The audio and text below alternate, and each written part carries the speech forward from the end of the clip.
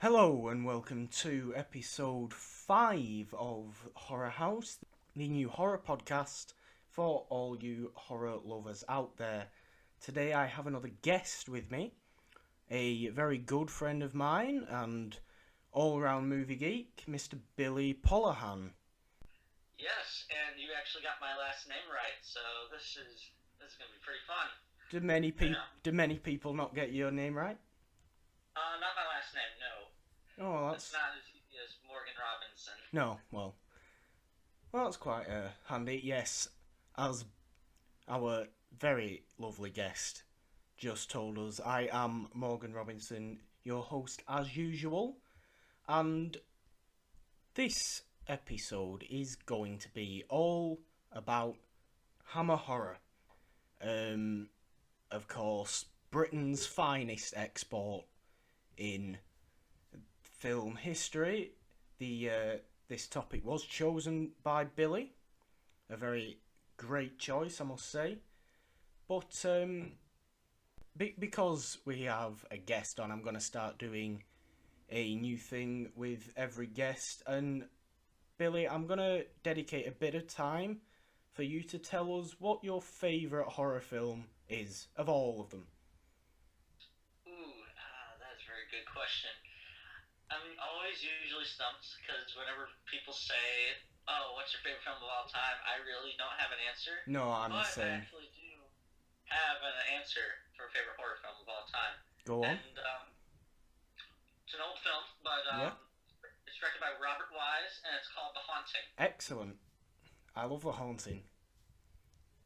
Yeah, it's very suspenseful. It's a great psychological thriller, and there are just some very creepy stuff that's Oh, still held definitely. up today. Yeah, definitely. I mean, we talked about that in episode 4 a bit, but The Haunting, like, I think I mentioned that it does really well by just not showing you very much at all. Yeah, it's very it gets in your head Definitely. quite literally. Yeah. Um, yeah, I mean, that's definitely up there with some of my favourite psychological horror. Of course, it's a great choice. Okay, so why don't we get into the Hammer side of things today? Um, did you want to start with some of your favourite? I know you mentioned we should focus, of course, on Christopher Lee and Peter Cushing. Do you want to start with maybe some of your favourite performances of theirs within Hammer Horror? Yeah, and there is a lot to choose from, There is a thankfully. lot. But I'm gonna choose both of their both their starts really to the most famous franchises, and I think the best performance of Christopher Lee is Horror of Dracula, which Yes, I'm in agreement. is the first Dracula film produced by Hammer. It was made in 1958, but it was big because they shot it in color and there was Yeah, a lot of blood, and they also weren't as um, uptight about showing women scantily clad, which oh that no, was I mean that was almost Hammer's image to do that. yeah, and God bless him for that. But no, I'm choosing Horror Dracula simply because it's the one where Christopher Lee gets the most screen time, and it's the one where he actually talks the most. Yeah, Because a lot of the sequels, he hated the dialogue yeah, just so much that yeah. he just refused to speak it. He almost, by some of the sort of whatever ungodly number of sequels there actually was, he just sort of started to almost just snarl rather than actually speak. He in Horror of Dracula, he feels more like he feels more human, which I think is why he's a better character in that one.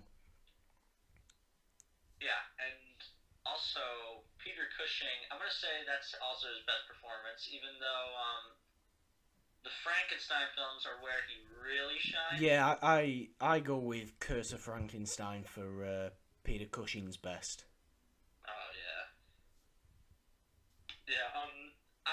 something funny? Within all of these sequels, there seems to be like three names, and it's like for the side characters, and that's Hans, Yeah. Carl, and Paul. Well, Hammer set their films in random European countries, and Hans Sure. and Carl are quite generic European names. Yeah. They all, it's like how many times you can see Hans or Carl in Frankenstein, and how many Oh times you yeah, can see Paul. It's like it's pretty funny to me. But yeah. it's really the only funny part because a lot of these sequels as well are very, very well made. There are some that are just not good. Oh yeah, oh, But definitely. But no, there but are some that definitely deserve their place in yeah. good standing.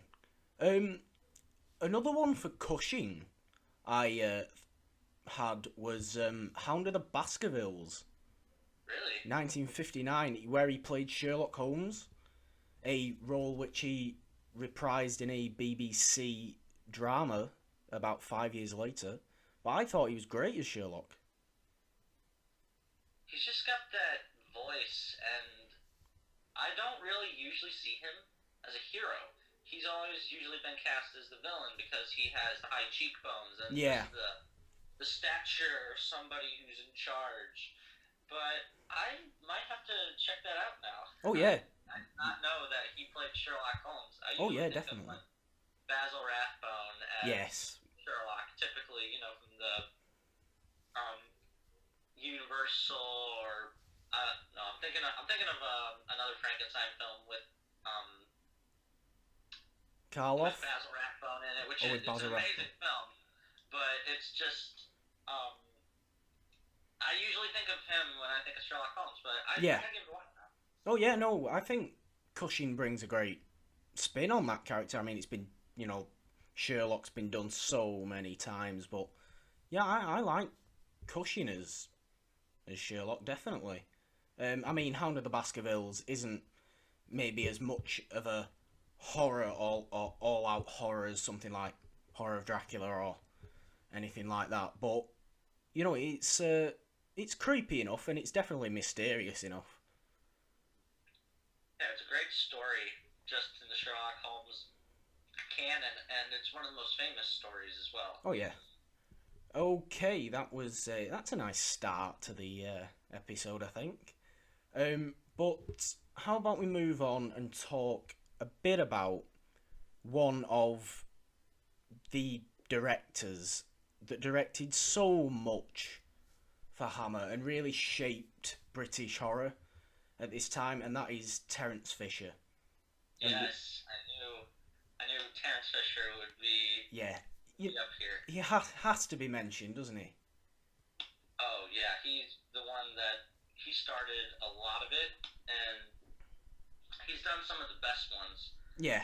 And he's done one where I find it has one of the most controversial scenes for me. I'm very uncomfortable with it, Okay. but it's in Frankenstein Must Be Destroyed.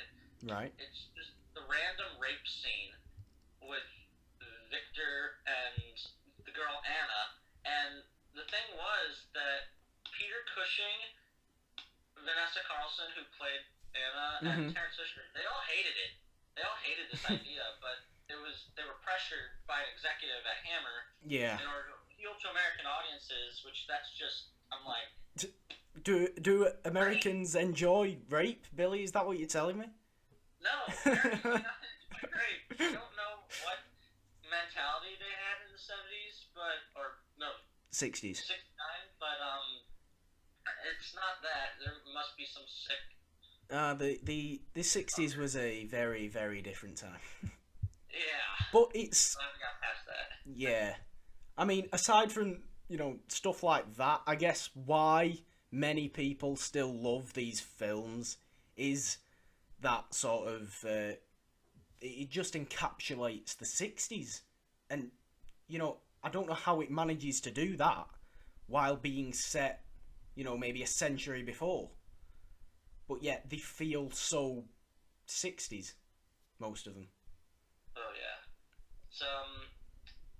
it's it looks a little bit like its time, but it's shot in just such a beautiful way that the camera is really its own character, and the Yeah, architecture is all gothic yeah. and dark, and it's just, if you're a horror fan, you're just falling in love with it Oh yeah. before you watch it.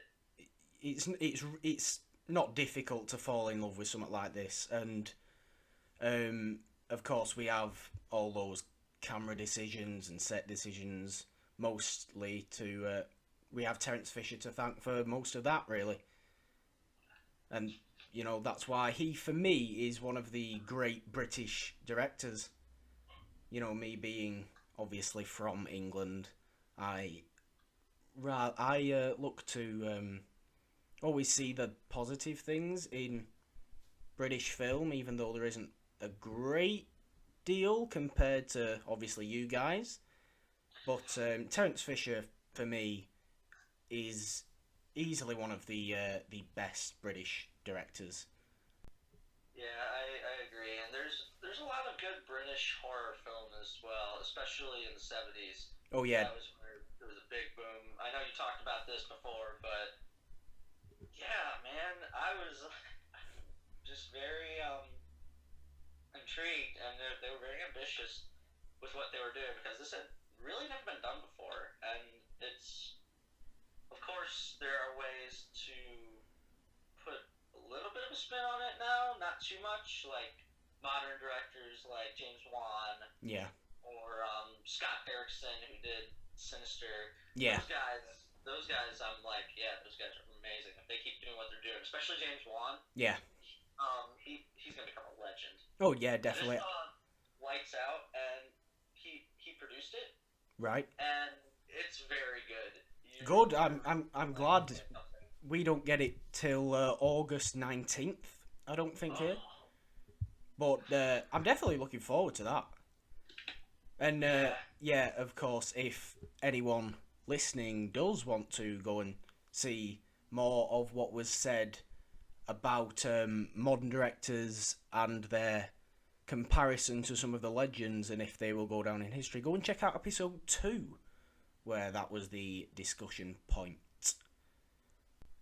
Okay, so I did want to mention some of the slightly earlier stuff that Hammer did, maybe before their big boom with stuff like Curse of Frankenstein and Horror of Dracula, and they were quite sci-fi based before that. oh yeah, With, I mean, one of my favourites before their big boom was the Quatermass Experiment. I think it had a different title on US release, so I'm not sure if you'll be familiar with that particular title. oh yeah. There was it's a very very out there film. Yeah, It's also one that's pretty easy if you're ever cataloging it because it's one of the few Q films. There's yeah, another sci-fi one, or horror one. It's called Q, the Winged Serpent, but that's a different discussion altogether. oh yeah, Yeah, the Quick Pass films they're pretty good, they and are.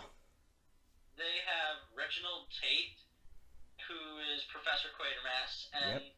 it's like it's like a B movie, but it's also got, I don't know. It's really hard to describe I for mean, me. most of It, these are really difficult to describe. We yeah, can only do our best, but yeah, it is, and quite a lot of stuff from the time period we're talking about here is feels like a B movie, but then has so much more on top of that that it just becomes like a legitimately great movie. oh yeah,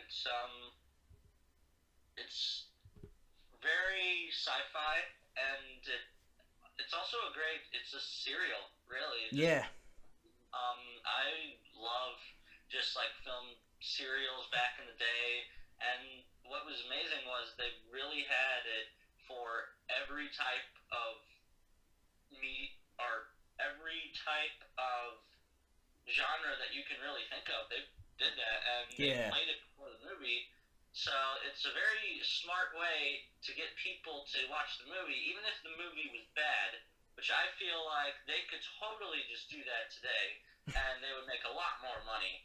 I mean, more money than they do now. Yeah. And it's just one of those things that in the 50s that it was great. Yeah. And, Oh, yeah. I mean, the 50s. I still profess that the 50s owned sci-fi. oh yeah, definitely. But There's yeah, William Castle flicks, which yeah. are he owned the horror and they were cheesy, but you can't help but have fun. Oh with no, I mean, yeah, definitely. And I mean, of course, I think it's important to mention Quatermass's director, or the director of some of the earlier stuff, which is Val Guest, and being a big name for Hammer at that time, not necessarily horror, which is of course what this podcast is focused on. But I think it's important to mention his name because of what he brought to the to Hammer. Yeah, Hammer was really struggling at that point, and Yeah. they've had minor success, again, mostly with sci-fi. Yeah. But I like this film. It's called The Mystery of the Mary Celeste, and it's Okay. with Bela Lugosi, Okay. and it's very unheard of. Yes, I can't say I've heard of it. It's not my underrated pick. That I'm going to talk about later, but Okay. it's not really that good a film, but I just love it because It's one of those that isn't that good, but you just find it a lot of fun. yeah, and Yeah. again, Bela Lugosi, as always, brings a very great performance. Even when this was at the point of his career when, even though it was the 30s, nobody really would hire him after Dracula, and it was really sad because he was such a very good actor. Yeah. And yeah, if you really want to know more about that, then just watch the film Ed Wood, which is one of the best violence definitely. ever. That, I mean, Martin Landauer's Lugosi in Ed Wood is incredible. At a certain point, I forgot that was Martin Landau. Definitely. And that never happens No, for me. definitely. I mean, that is, talking about that now and thinking about that now, that has got to be up there with some of my favourite performances of that decade. Of the 90s, obviously. Because I mean, obviously I love Lugosi, as anyone that has listened to this podcast or, checked me out on Twitter will know. I love Bela Lugosi. And, it brought that performance brought a tear to my eye. Oh, man. Yeah, and before we go on, I just gotta say, I know how much you love Vincent Price. I do. Everyone loves Vincent Price. As our as the last guest, Kimber, Yes. also does. She has a tattoo of Vincent Price. I just wanted to. I don't usually get to gloat about much, but Vincent Price is actually from St. Louis, so he's from my Yes, he hometown. is. Yeah, so excellent. It's very weird because you would never think that. You're like, really? And yeah, he is quite amazing in all of his performances. Yes. See, this is now Billy's impression hour, where Yeah, you knew it was coming. where he will do impressions of famous horror actors. Of course, and Bela Lugosi is he sounds very Russian, but very entrancing at the same time. Bela Lugosi is Hungarian. Yes, he has that exotic nature in his voice, and it just really helps with the character of Dracula. Thinking about it, actually, I think to be a great horror actor, you need a unique voice. Actually, yeah, because Karloff had that unique voice with the weird lisp. Yeah, I always notice his lisp, but he makes it work. He makes that lisp makes it work. really work, especially in The Mummy. Oh, which yeah. is one of my favorite horror films, and it also starts out with Swan Lake. Same as Dracula. Hey, Swan Lake. Gotta love Swan Lake.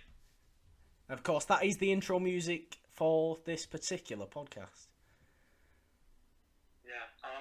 That segues nicely into my underrated pick, unless you No, want to talk what? about more. We went off on a nice tangent there. Let's get back onto Hammer. Go for it. Yeah, let's get back on Hammer. My underrated pick is The Mummy from 1959, The Mummy. starring who else? Peter Cushing and Christopher Lee. Yeah, I mean, you know what Hammer did to remake, these huge 30s horror films like, obviously Frankenstein, Dracula, Mummy and all that was just it was great. It brought, they had such a different style to those original Universal films that it brought a whole new audience in and just captivated people all over again. And I am in agreement with you. The Mummy, 1959, is excellent. Yeah, and it was also Terence Fisher. Yes. It was one of his earlier films, but this was his really big. For me, it was Curse of Frankenstein, Horror Dracula, The Mummy, which is a 1-2-3 punch that really cemented. It's like, no, this guy's gonna get stuff done, and this trio is going to become, well, iconic. Definitely. And was that another impression? No, I'm not gonna do Hal. It'd be very offensive. But yeah, The Mummy it's just not really talked about that much. No, you always hear talk of Curse of Frankenstein and Horror Dracula, but The Mummy sort of flies under it, and it deserves to be, held in the same regard as those two, I think. Yeah, just the opening, I'm very intrigued by it with the all the hieroglyphics and stuff and the great music. Oh, That's yeah. another thing with Hammer. There is always great music in Hammer. Great. And all of it really sets the mood. And yeah, Lee as Karis. Yeah. You'd think it wouldn't take that much, but sometimes the best and hardest things to do as an actor is saying nothing at all and having to portray it with your actions. Yeah. And he did a very good job with it, even though he really didn't have anything. He was more of the lumbering brute. Mm-hmm. And the real star, I think, was Peter Cushing. Yeah. Because he's just dead set with his character as his character.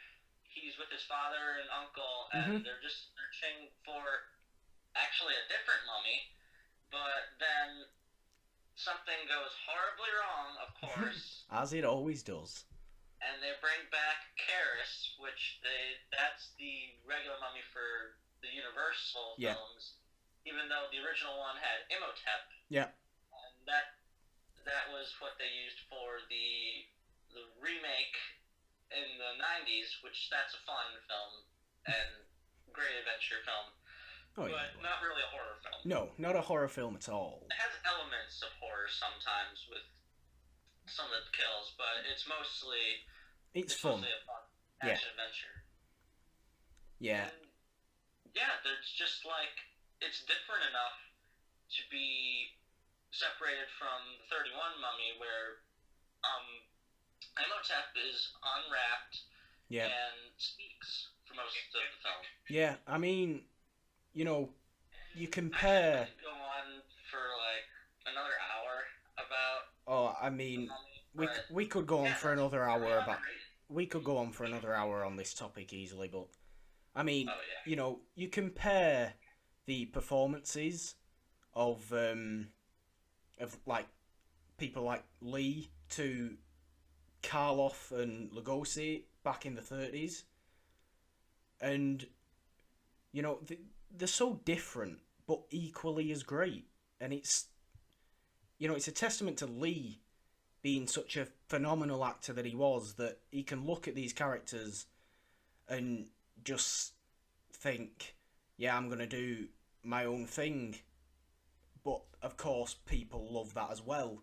You know, people aren't just sort of focused on that one particular, this character has to be this way with things like this.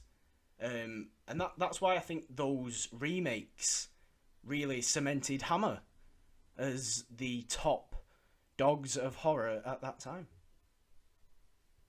Yeah, and it also helps that Christopher Lee was 6'5", so He was a tall man.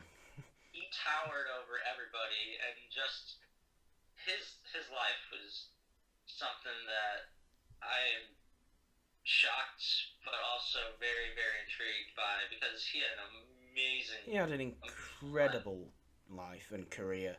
I mean, I think, you know... Just so many stuff. Just look up Christopher Lee facts, and you're like, this is all from the same guy. Yeah. And you're just like, any one of those things would be difficult to do. And he played so many iconic roles that it's mind-boggling. And he does such a great job with all of them. Even when you can tell in some of the later Dracula films, he really doesn't care. Yeah. Because he hated being typecast. Yeah, but he still... almost because he's Christopher Lee, he still brings that suave, sort of intimidating presence to proceedings, which is just, of course, loved by everyone. Oh yeah, it is no comparison. He is the second best Dracula. Yeah, behind. Ever exist. Behind Bela Lugosi. Yes, thank you. Of course. How could anybody beat Lugosi? Oh, I know people that would say Lee, definitely. But I mean, it's very interesting discussion, and it is a discussion that we could have for hours again, I think, but may be left to a different episode. Yeah. Okay, I had maybe one that I think is slightly underrated, but you know, it's got its love, and that is Dracula, Prince of Darkness. Ooh, that's a pretty good one. Because for me, that is the best of the sequels. Yeah, I agree. And I love that ending, that, you know, that ice moat death of Dracula, but not really death. I love that scene. I don't know why. It just, Prince of Darkness always sticks to me as the best Dracula sequel of Hammer. Of course, there were a few other quite decent ones, but there really were a few, what should we say, plain bad ones. Yeah, they're laughable ones. I find enjoyment in a lot of them, most of them, because sometimes they just get silly with, like, I'm trying to think of the one where Dracula literally holds up, like, this iron bar thing, then gets struck by lightning, which somehow catches him on fire, and he falls down from the castle, and that's how he dies. Oh, that's the most ridiculous way to die. I think it's Taste the Blood of Dracula. Oh, okay. That's that one had a great side plot as well with the guy Paul, who was an atheist, and he's trying to find his religion. Mm-hmm. Because apparently you have to pray if you stab a vampire. That was just ridiculous for me, but it makes sense because it's very holy based, you know, with holy water and everything. And Hammer's always been that really sort of religion based. Yeah. But I think that brings a nice you know, extra element to Hammer's films, that whole religious element, whether you sort of, you know, agree with it or not, is another discussion for another time.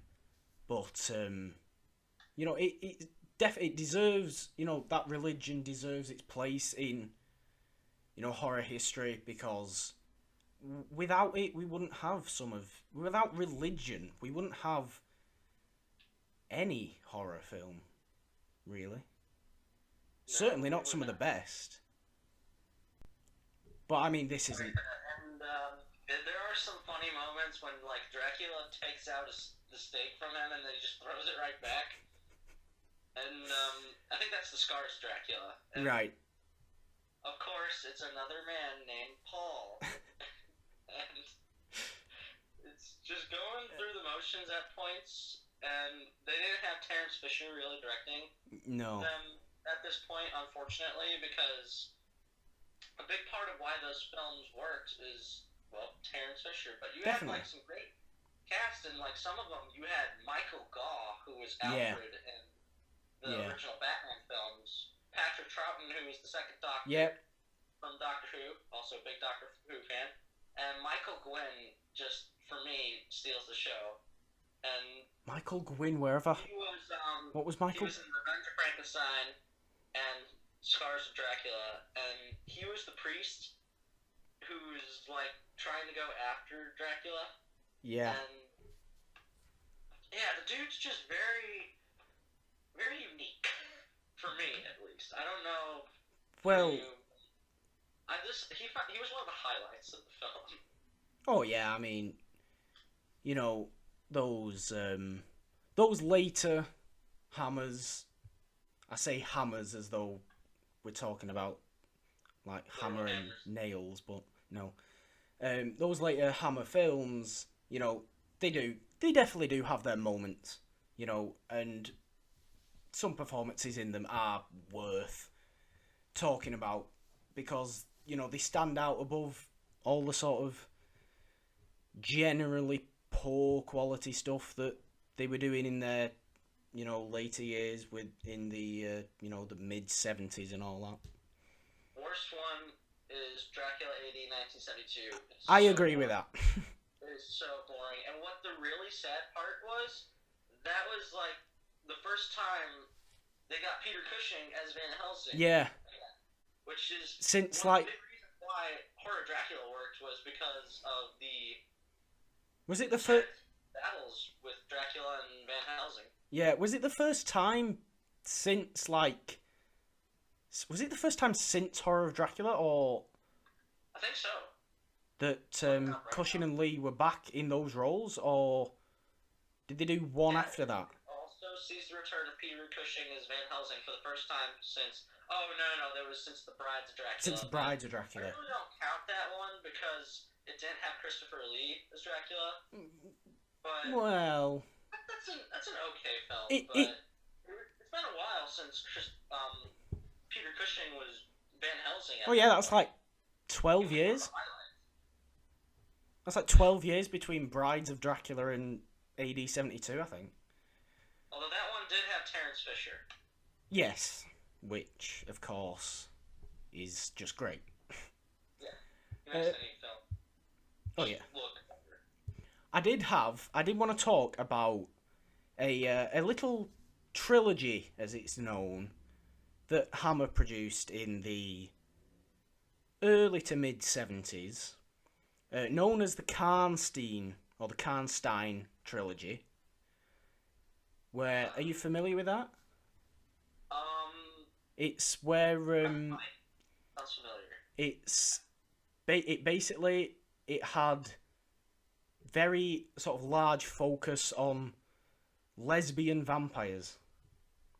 Oh yeah, I know what you're talking about now. With stuff like The Vampire Lovers, which was the first film in this.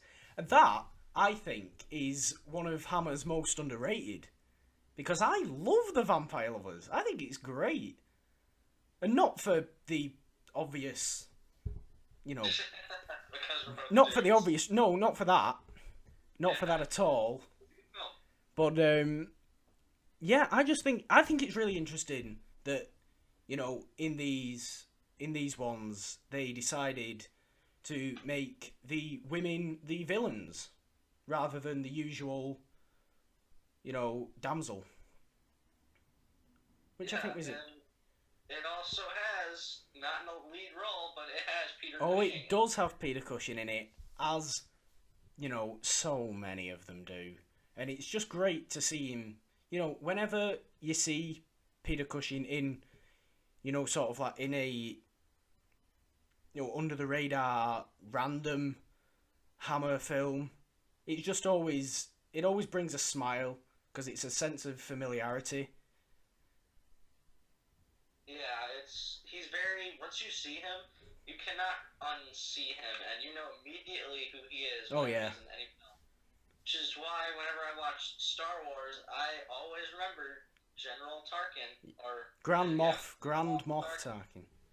because he just had this demeanor of authority, and Oh, yeah. He had that throughout his career. perfect. George Lucas was also a big fan of the Hammer film because later in the prequel trilogies, whether or not you like them is a completely different discussion, but he had Christopher Lee as Count Yes, Dooku, yes, he did. another Count with the first name being a D name. So he was a big fan, and that was how I actually was introduced to Christopher Lee. That was how I was introduced to Christopher Lee as well. Really? Yeah. I would think it'd be like the big one for me would be like the Wicker Man, the original one, not the Nick Cage one. Yeah, never the Nick Cage one. That one is hilarious, but It's not a horror film. It's hilarious, but it is not a horror film. And the Wicker Man, the original one, it's phenomenal. horrible. It's one of my favourites, but sadly, it isn't Hammer. Yeah. So it's not one for this particular discussion, but there will definitely be more Wicker Man talk in later episodes, you can be sure of that. Going back to the vampire lovers, I wanted to mention Ingrid Pitt, who is, one of the really great Hammer girls. She plays the main character, Marcella, I want to say. Something like that. In The Vampire Lovers, she's great in that. I agree. But, yeah, I mean, obviously, like we said, Hammer was known for its sort of sexuality with all these, attractive women in scantily clad outfits. But to turn that into something of, villainous means in, The Vampire Lovers and the rest of the Karnstein trilogy, with Ingrid Pitt and the other two whose names escape me now. Yeah, I just think it's really great. I just think it's really interesting.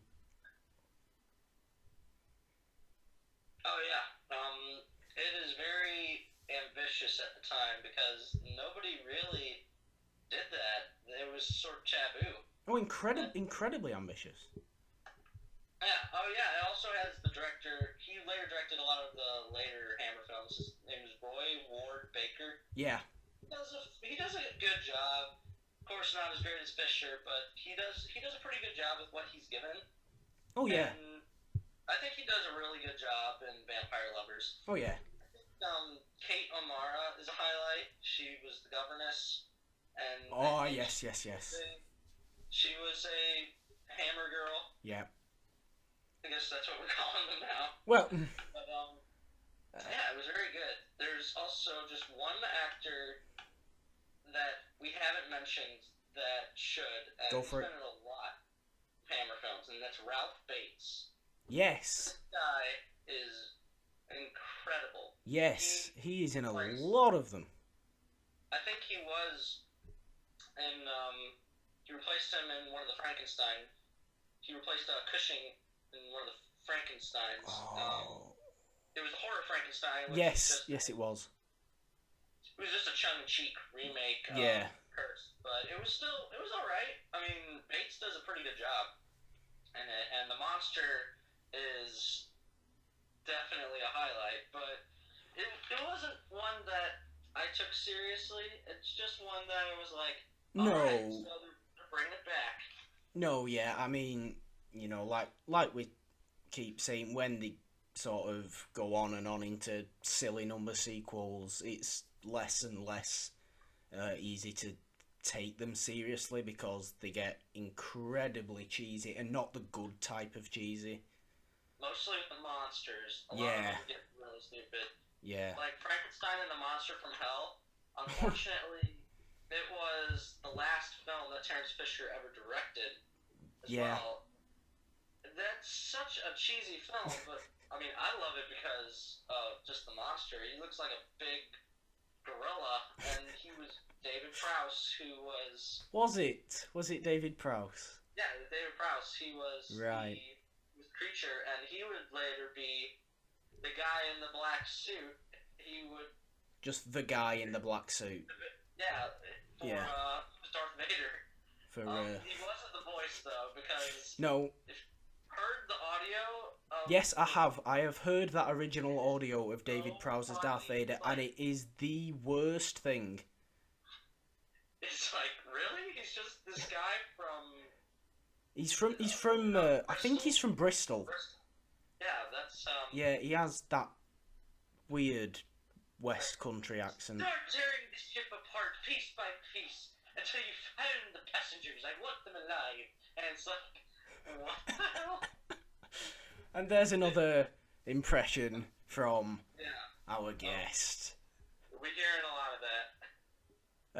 Yeah, okay. So while we come up to sort of the end of major, Hammer, now it's stopped. The production company basically stopped for like 30 years until like the mid to late noughties when they just started up again. Yeah, I'm very surprised. I was like, Hammer's back again? Yeah, I mean, It's not too long. I remember at the time, like, obviously I wasn't particularly, old yet or really into horror yet, but I knew of Hammer and I knew, their legacy, and I was just, I remember seeing they were producing The Woman in Black, the one with Daniel Radcliffe.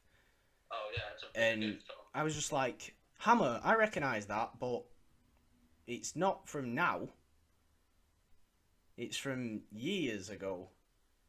And, I had people, go, yeah, here, this is what Hammer did. Go check out all this, and now look at me, I'm doing a podcast. Yeah. Yeah, I mean, they also produced, if I've got this right, Let Me In. I love Let Me In. I'm very terrified of that film, and it's a remake of a Swedish... Yes, it is. film. Let the Right One In. A Swedish vampire film, and it's called Let the Right One. Yeah. It's a very different film. As far as remakes go, I think Let Me In is quite good, really. I mean, I love Let the Right One In. I think that is an incredible foreign horror, and anyone just go and watch Let the Right One In, the original Swedish one. But if you're maybe not up for any foreign language, then check out Let Me In, because it is definitely worth talking about. It is definitely a good film and a great remake. It has a good set of stars as well. It has Cody Smith McPhee, who was Nightcrawler. Who he was incredible as Nightcrawler. In the latest X-Men film, but that isn't a horror film. That's a different discussion. It is. Not for this podcast. That's gonna just take a shot every time you hear that's a different discussion today. Oh yeah, you might as well. You'll be hammered. Hammered! Hey, that was a pun. I'm trying not to. You will be hammered. Was in it, and this was when she was in, like, she was the same age as when she did Kick-Ass. Yeah. And this is like when she really started to become a star. Yeah, And there's she boomed, really. Elias Codius, who's he's done well. He's Casey Jones for Travis from Marvel. Ah, okay. Original Casey Jones. We're getting a lot of references to our friends in here. Yeah, bring those I love guys it. in I love it. sometime. And the dad from Step Brothers, Richard Jenkins. It's a whole all around great film, and its concept is just great, and especially since it's children. Yeah. That's very tricky because there are not that many good child actors. Oh which no. you can understand because they're children, and Yeah, I mean, I've always had a haven't been trained as much. yeah, I've always sort of, when I've seen a child performance, I've always given them the benefit of the doubt because, yeah, like you say, they're not as trained, but I mean, obviously, in Let Me In and Let the Right One In, those performances from those children are great. Yeah.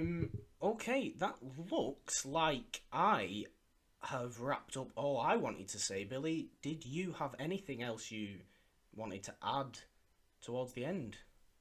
I mean, I could probably go on for a half hour on the Frankenstein films, which I felt we totally let to the side. We mentioned Peter Cushing as Dr. Frankenstein. Let's but, go. Yeah, let's do this Let's do real it. quick, and then I think we can wrap it up.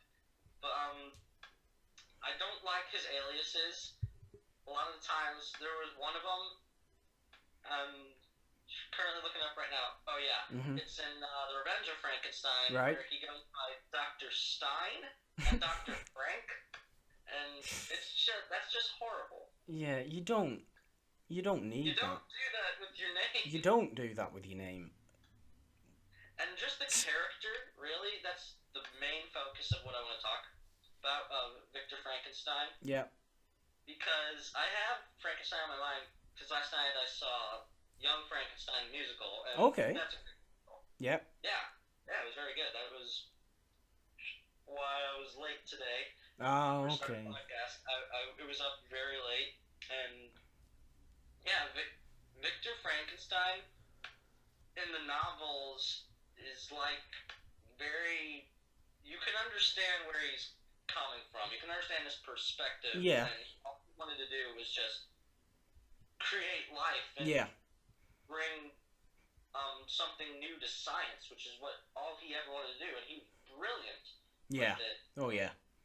This Frankenstein is like a serial killer, and while he does want to do the same things and all of these different experiments, I was very glad that Hammer focused on the doctor and not the creature. Yeah, I mean, About that. that's another comparison you can make to, the Universal Frankenstein with Colin Clive and Boris Karloff, and that, Frankenstein 1931 felt very focused on the creature, whereas, like you say, this one focused on. No, it isn't. This one focused on Victor. Yeah, he is. He will do anything, and he pretty much does everything, including the one thing we mentioned earlier. I'm very uncomfortable by it. Yeah. And he's a rapist out of nowhere.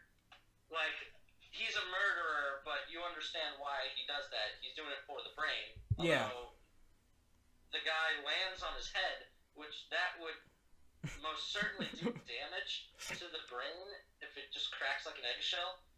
And I find that, like, stupid, but yeah, you understand why he's doing this. Yeah. To a point. He just goes to these extremes in order to get what he wants. Oh yeah. And Yeah. Cushing he brings it. He's like, when he looks at people, you can tell he's just not fucking around, and he is determined as hell to get his experiments off the ground. Oh yeah. And then out of nowhere, he just becomes a rapist, and also they talk about apparently you can trap the soul in it. That was when it started getting ridiculous. Yeah. To me, when it was I mean, destroyed.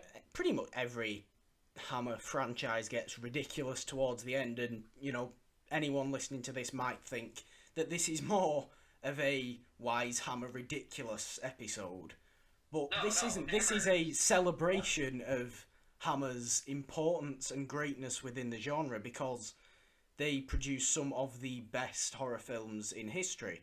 They just, sadly, where it got to number 6, 7 sequel, got very, very stupid. Yeah, well, they were also just tired. Very tired, and they just wanted to churn out as much as they possibly could. Hear that, Marvel? Take shots at you. You better take your time with those films. And, oh yeah, one more film Go for it. I have to mention before we go, and that is The Legend of the Seven Golden Vampires. Okay. That has Christopher Lee. That is one I haven't seen, so go for it. Oh, actually, no, it doesn't have Christopher Lee, but it does have Peter Cushing. And it was really, this was 1974. Right. So this passed the Dracula. Yeah, and this is the late. Frankenstein films. This was during the big kung fu craze of the 70s. Right. Like Enter the Dragon Yeah. and all these like Drunken Master sort of films. Yeah. And it is, if you love martial arts, you're gonna love it. And is this a vampire martial arts film? yeah, it's a vampire martial Wow. arts film. I That's did not know that they existed, and that is incredible. I was like, I gotta watch this. I watched it. It's exactly what you think it is. Brilliant. You gotta watch Legend of the Seven Golden Vampires. There you are, people. There is a recommendation from Billy. Watch that one. It's kung fu vampires. That's all I need to say. What more could you ask for in the mid-70s? All right, that pretty much covers what I thought. I love Hammer and horror, and Yes. it was great being a guest on here. I'd love Yes. to do this again. Well, thank you for that. I have loved having you. Do you want to plug something a little bit, maybe? Yeah, plug my Twitter. Yeah, go for it. It's at BBusterBill, and all the B's are capitalized. You can usually find me on ScreenJunkies and ScreenJunkies Plus. Yes. I'm a big fan, as is Morgan. Yes, I am. And I'm about to start a new blab show about the Marvel Netflix series, and I'm going to say I'm in pre-production right now. Okay, And well, I'll definitely keep up to date with that. I will, as I do with everything, I will support whatever my online friends do. And yeah, you're great with supporting everybody, man. And that's why I had to return the favor and talk some horror. I, of course, thank you for coming on this podcast. Like Billy said, you can find him on Twitter at BBusterBill or on his new blab show about the Marvel Netflix series. So if you are a horror fan and a Marvel fan, which you may very well be, then be sure to keep up to date on Billy's Twitter for that. If you did enjoy this episode, be sure to subscribe to this YouTube channel, share this episode, tweet around, like, comment, all that sort of stuff. You can follow the podcast on Twitter, and that is at HorrorHouse Pod. If you have any questions, suggestions for future guests, or just want to talk about horror with us, you can hashtag HorrorHousePod, and we will respond as soon as we can. Or you can follow my personal Twitter, which is at ThePurpleDon, for all my thoughts on random things. Billy, to end, I've been looking forward to you doing this for quite a while. A few months ago, you provided the good people of Twitter with an impression of me. Oh yeah, that is very right. It's mostly just a Jon Snow impression because it's the same sort of accent, and you put different things on it. It's very nice. And just follow me on Twitter at ThePurpleDon, and you can check out HorrorHouse Podcast. It will be very nice. And, Billy, you said you were a Doctor Who fan. You're starting to sound like a Dalek. Yeah, it's very. It's probably just because of the messenger. Yeah, it probably is. Yeah, I want you to say, speaking of Jon Snow, I want you to say winter is coming because... You want me to say that? Yeah, just like in all seriousness, just okay. Say winter is coming. Any Game of Thrones fans, winter is coming. No. Yes. Was that good? Did you enjoy? Did anyone listening actually enjoy Billy's impression of me? Probably not. It's a very tough accent to get down, especially if you're. Yeah, like me. I can, I can, yeah. It's It is. passable. I've been trying to work on it as much as I can. It's very hard because I've been very busy as of late, but it's always fun trying. Oh At the yeah. very least. Okay, Billy, it has been great to talk about Hammer with you. I thank you so much for coming on this again. Again, tweet to everyone and all that sort of stuff. We just said that 2 minutes ago, so rewind if you forgot that. But yeah, I think this has been a great episode. I look forward to having you back at some point in the future too. Yeah, love to come back. Okay, well, thank you for listening, everyone. Till episode 6, goodbye.